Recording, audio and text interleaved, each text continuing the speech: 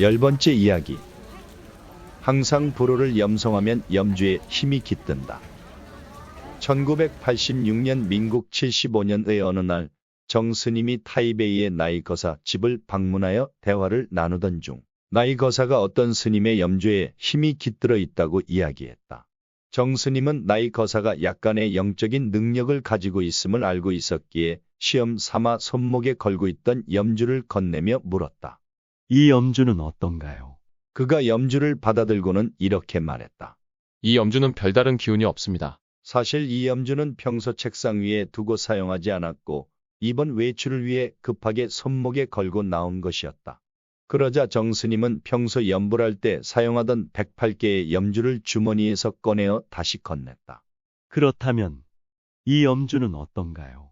그가 손을 뻗어 염주를 만지자마자 즉시 말했다. 이 염주는 강한 힘이 느껴집니다. 해정씀.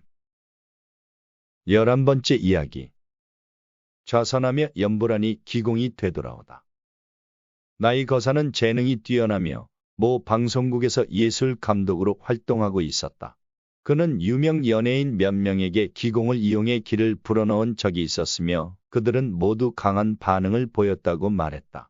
이 말을 듣고 궁금해진 정스님은 그 자리에서 자신에게도 기공을 시도해 달라고 요청했다. 두 사람은 마주보고 좌선했고 정스님은 눈을 감고 염불을 했다. 하지만 나이거사가 어떻게 기를 보내는지 궁금해 가끔 눈을 떠서 몰래 지켜보았다가 다시 눈을 감고 염불을 반복했다. 몇 분이 지나도 아무런 감각이 없었기에 눈을 뜨고 보니 나이거사는 더 이상 기공을 시도하지 않고 그저 맞은편에 가만히 앉아 있었다. 정스님이 말했다. 저는 아무런 느낌이 없습니다. 그러자 나이거사가 의아하다는 듯 대답했다. 네, 기가 제 손바닥과 스님의 몸 사이에서만 맴돌고 도무지 스님의 몸속으로 들어가지 않았습니다. 잠시 후 두 사람은 다시 한번 시도해 보기로 했다. 이번에는 정스님이 더 이상 호기심에 눈을 뜨지 않고 오직 염불에만 집중했다. 얼마나 시간이 흘렀는지 모른 채 여전히 아무 감각이 없었기에 다시 눈을 떴다. 그런데 나이거사는 여전히 맞은편에 앉아 정스님을 바라보고 있었다. 정스님이 물었다. 역시 아무런 느낌이 없습니다. 그러자 나이거사가 대답했다. 이번에는 이상한 일이 벌어졌습니다. 기가 오히려 제 손바닥, 손목, 팔을 거쳐 제 몸 안으로 흘러들어왔습니다.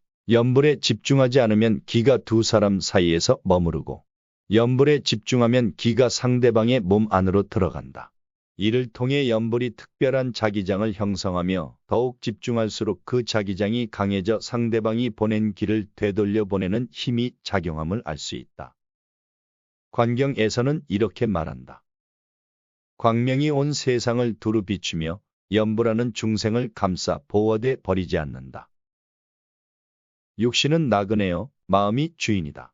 육신은 죽어도 이 마음은 죽지 않는다. 임종시 그 마음이 무엇을 생각하느냐에 따라 그것으로 태어남이 결정된다. 만약 부처님을 기억하고 염불하면 즉시 부처님의 광명과 하나 되어 부처님의 품 안에 감싸요. 한 생각 사이에 정토에 태어난다. 해정씀.